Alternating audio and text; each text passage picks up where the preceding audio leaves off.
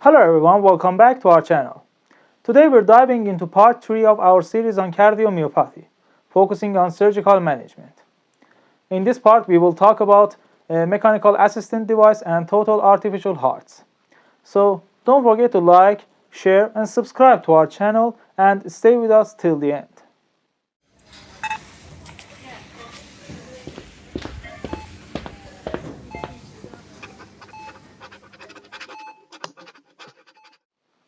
The use of cardiopulmonary bypass in cardiovascular surgery and the possibility of performing heart transplantation in patients with end-stage cardiac disease, as well as the desire for a treatment option for patients who are not transplant candidates, have increased the need for mechanical assist devices.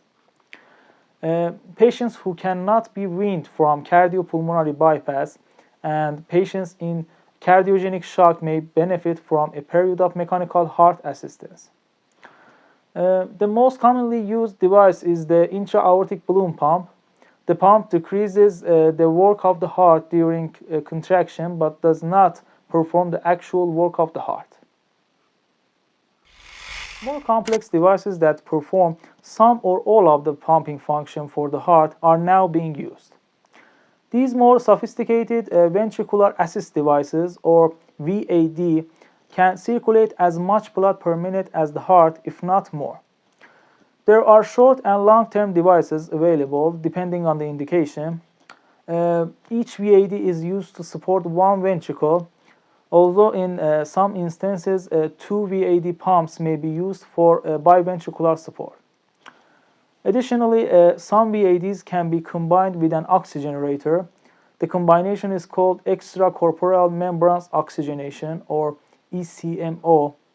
The ECMO is used for the patient whose heart cannot pump adequate blood through the body, or when the lungs fail to oxygenate the blood despite supplemental oxygen or ventilation.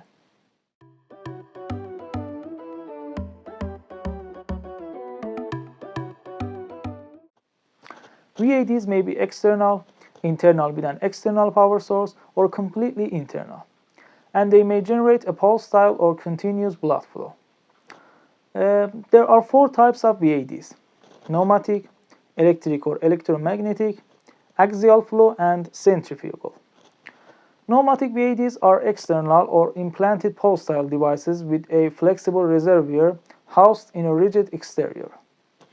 The reservoir usually fills with blood drained from the atrium or ventricle. The device then forces pressurized air into the rigid housing, compressing the reservoir and returning the blood to the circulation, usually into the aorta. Electric or electromagnetic VADs are similar to pneumatic VADs, but instead of using pressurized air to return the blood into the circulation, one or more flat metal plates are pushed against the reservoir. Generally, pulse-style VADs have been replaced by the newer generation of axial and centrifugal pumps. The axial and centrifugal pumps have lower rates of pump thrombus formation and are of smaller device sizes. Axial flow VADs use a rotary mechanism, an impeller, to create non-pulse-style blood flow. The impeller spins rapidly within the VAD, creating a vacuum that pulls blood into the VAD and then pushes the blood out into the systemic circulation. The process is similar to a fan spinning in a tunnel, pulling air in one end of the tunnel and pushing it out the other. Centrifugal VADs are non-pulse-style devices that consist of a single moving impeller that is suspended in the pump housing by a combination of magnetic and hydrodynamic forces. The impeller rotates and pulls blood into the pump housing and ejects the blood out to the systemic circulation. VADs may be used as 1. A bridge to recovery for patients who require temporary assistance for reversible ventricular failure. 2. A bridge to transplant for patients with end-stage heart failure until a donor organ becomes available for transplant.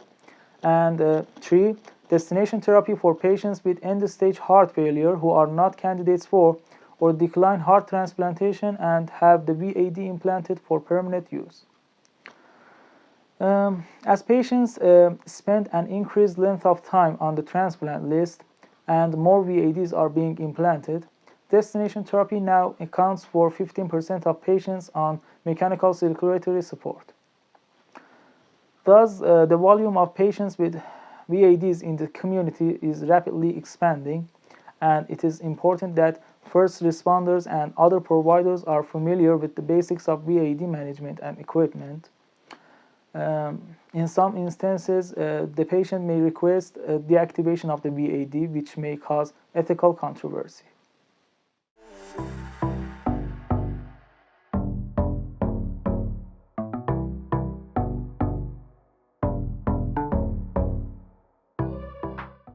Now, let's talk about total artificial hearts, or TAH.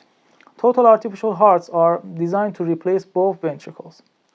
Only one TAH has been approved by the U.S. Food and Drug Administration as a bridge to transplant, the Syncardia TAH, and it requires the removal of the patient's heart for implant. Although there has been some short-term success, the long-term results have been disappointing. Researchers hope to develop a device that can be permanently implanted and will eliminate the need for donated human heart transplantation for end-stage cardiac disease. That's a wrap on part 3 of cardiomyopathy, including surgical management like mechanical assist devices and total artificial hearts. In the next part, we will continue on this topic, talking about complications of VADs and TAHs, and more importantly, nursing managements. If you found this information helpful, don't forget to like, share, and subscribe to our channel, and stay healthy, stay informed.